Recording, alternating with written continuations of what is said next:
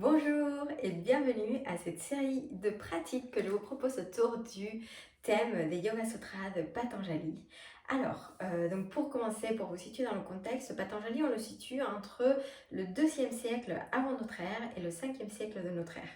Et on ne sait pas grand-chose sur Patanjali et sur sa vie. On ne sait pas vraiment si c'était le auteur des Yoga Sutras ou tout simplement un compilateur.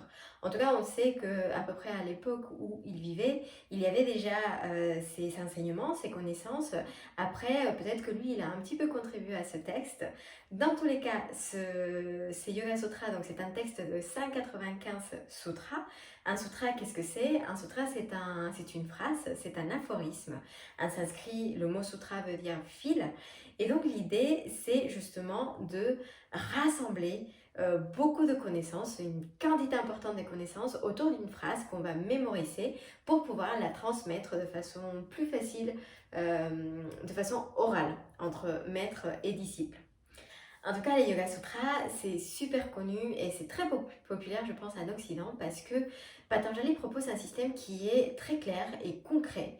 Donc déjà, on a les 8 membres du yoga, donc des étapes qui sont très bien expliquées, très bien scindées et qui nous expliquent petit à petit, avec une méthodologie très précise, comment arriver à l'éveil.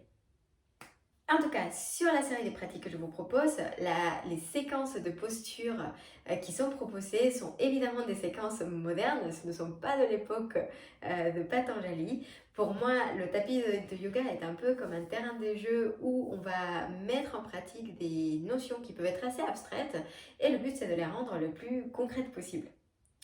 Donc, pour la série, je vous propose donc 8 vidéos, 8 pratiques de yoga, chacune qui va durer moins de 30 minutes, ce qui vous permettra de pratiquer à la maison quand vous aurez envie, quand vous aurez le temps ou même en vacances. Et chaque pratique est aussi focalisée sur une partie du corps particulière ou sur une technique spécifique.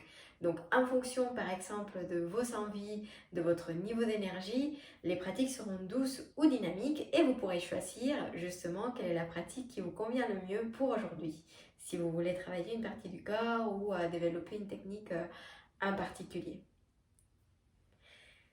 Je voulais aussi vous partager mes sources. Alors pour la création de cette série, je me suis basée de 2 livres principalement, de Yoga Tradition que vous pouvez voir sur l'écran.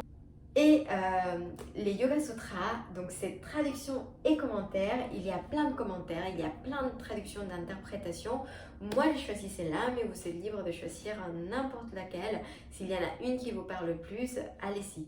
En fait, si vous voulez, l'objectif de cette série de vidéos, c'est de vous donner un tout petit aperçu de ce texte qui quand même mérite de passer du temps dessus et le but c'est de vous donner donc un petit teaser qui va peut-être éveiller votre curiosité pour qu'ensuite vous puissiez faire des recherches plus approfondies à la maison.